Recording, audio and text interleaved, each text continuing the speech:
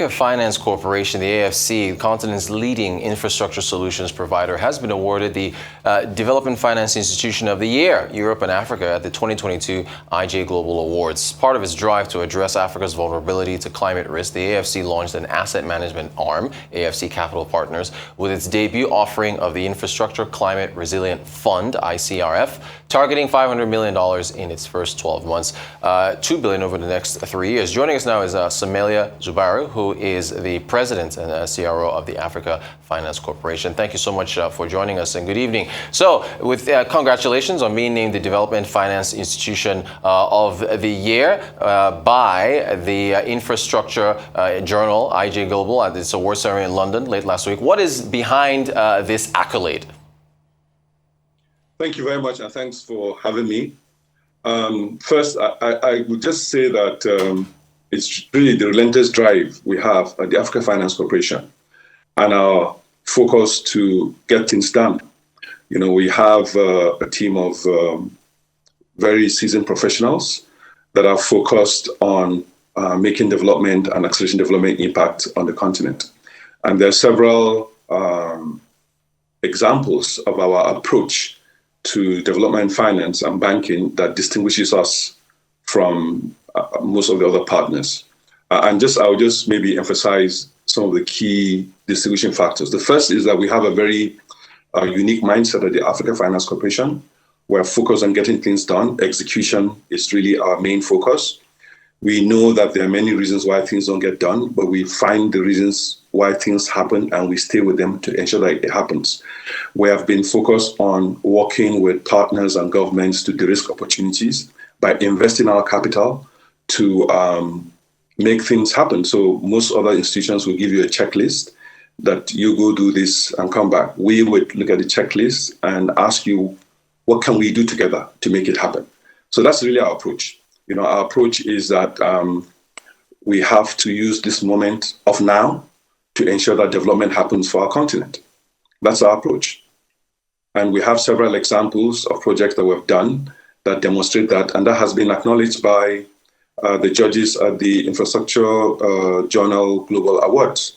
And I can give you several examples, for that. We have made project development, which is project preparation, as some people will call it, a mainstay for our business. And what does that mean? It means working with partners to de-risk opportunities, investing our capital to get things done. In the course of that, we've developed what we call construction finance, which is providing an equity bridge to allow us commence construction and get the project going before we can get lenders to get comfortable with the project.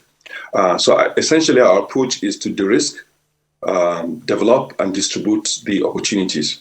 And we work with partners. We believe in partnerships. We have a lot of partners that we've worked with, and we are focused on making sure that industrialization happens. One of the key things that we do as well is we are building the infrastructure that will make industrialization happen on the continent. And there are several examples of that as well. I don't know how much time I have, but I can just give you a few examples of what we've done in Nigeria, our home country. So, for example, we are part of the financing for the Thor Gold Segilola refinery. In fact, the main financiers for that project. That's the first large-scale gold mining operation in Nigeria. We are part of the financiers for the Dangote refinery and petrochemical plant, which is going to be a massive import substitution project for the country. We invested in the Kainji Hydro Dam in Niger State, and we've given them additional funds, to expand the plant. We have invested in the HDMI project, which is the new toll roads that are being concessioned by the government. We're a key part of that. We have got 2 of the critical roads, and we're going to make the investments to make that happen. Across the African continent, we recently got approval for our Infrastructure Climate Resilient Fund, which is the first initiative to incorporate climate risk in physical infrastructure build. And that is something that we hope to roll out significantly across the year. The approval by the Green Climate Fund is significant because it's the largest investment in Africa and is the largest first loss tranche. Again, another approach we have for reducing the risk for investors to work alongside us. Incorporating climate risk is going to make the projects more expensive. So to manage that cost, we got a blended finance instrument. And with that, we got the first loss tranche by the Green Climate Fund. We're going to invest and we're going to mobilize commercial capital from the pension funds to co-invest alongside us. Great stuff. Excellent. I mean, you've got a litany of projects there. I do want to ask you, I want to pick your brain on something. When you think about the large amount of infrastructure gap that a country like Nigeria has, $3 trillion a year for the next 30 years is the outlay.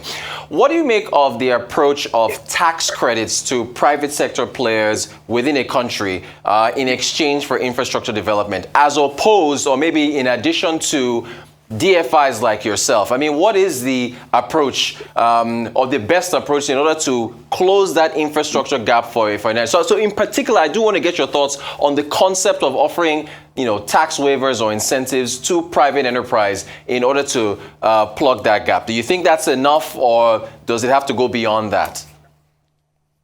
So, I mean, that's a very good question. And just to give it context, so Nigeria is easily $1 trillion economy if we make the right investments in infrastructure.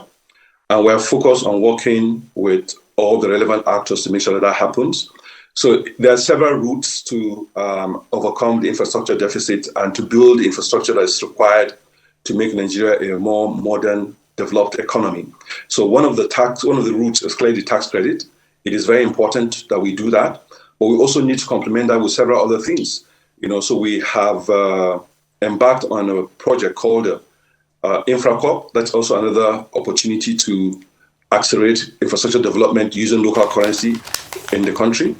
And DFIs like ourselves will also play a role. So there are many things that we have to do, and we need to do all of them. It's not one or the other. We need to continue to provide the tax credit for infrastructure build. We need to make capital available for infrastructure investments.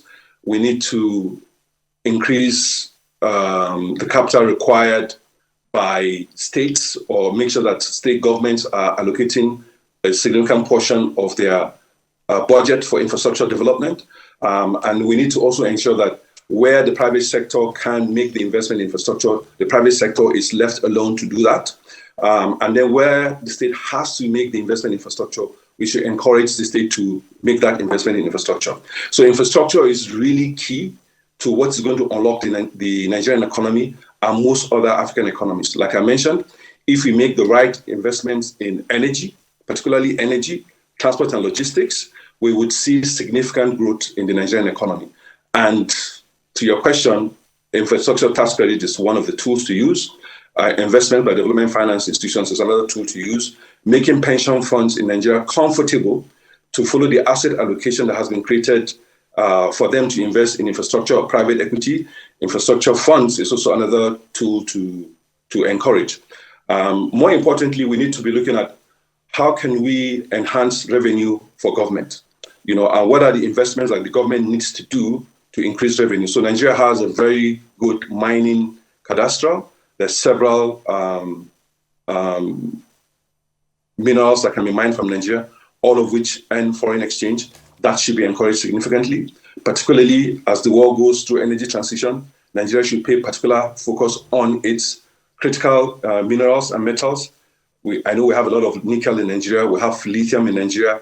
We have copper in Nigeria. So we have a lot of these minerals in Nigeria. So what we need to do is to focus on how can we first determine the quantity of these minerals, where are they located, and how can we make the investments to mine them.